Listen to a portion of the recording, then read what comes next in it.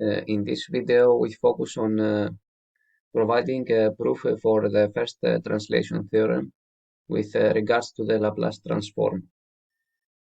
So here, if the Laplace transform of a function f of t equals f of s, then the Laplace transform of the function multiplied by exponential is f of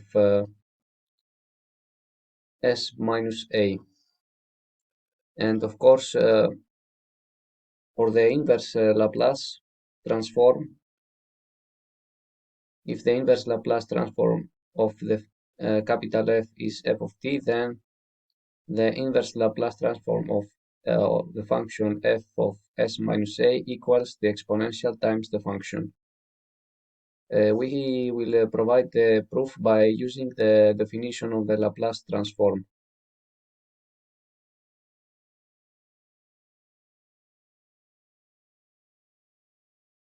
So f of s is the Laplace transform of the function f of t. Is the integral from minus infinity to infinity of the function times the kernel, which is e to the minus st dt. Now let's put f of s minus a. I have the integral of f of t times e to the minus s minus a. This is s minus times t dt. It's f of t e to the minus s t plus at dt. So I can write this the integral from minus infinity to infinity f of t times e to the minus st times e to the power of at dt.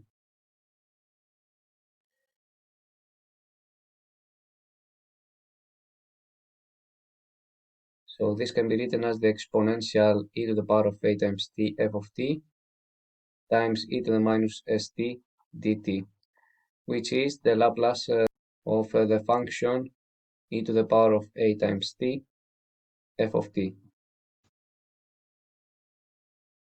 So the Laplace transform of this function of the product of the function f times the exponential equals to the function capital F of s minus a.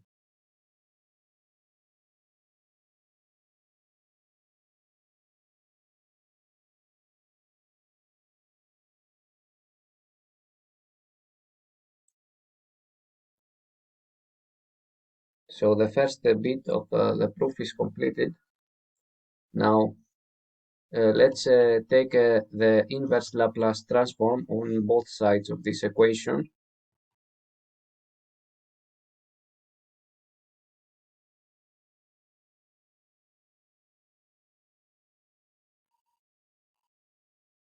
It's a linear transform, so I can use the inverse Laplace transform on both left-hand side and right-hand side.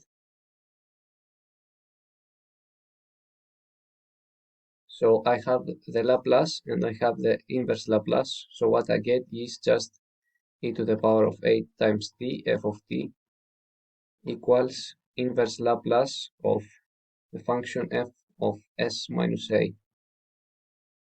From here, the inverse Laplace transform of the function f of s minus a equals the exponential times the function f of t.